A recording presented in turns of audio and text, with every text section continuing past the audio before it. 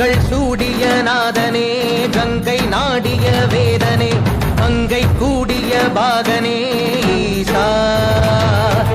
ஆக்கும் போதிலவன் பிரம்மனே காக்கும் போதிலவன் விஷ்ணுவே நீக்கும் போதிலவன் ருத்ரனே ஈசா அகிலமே ஆடும் வண்ணம் சபைகளில் ஆடும் பாதம் சுடலையில் ஆடல் செய்தது ஏனோ அமுதமே வேண்டும் என்று கடலையே கடைந்த போதில் அதில் வரும் நஞ்சையே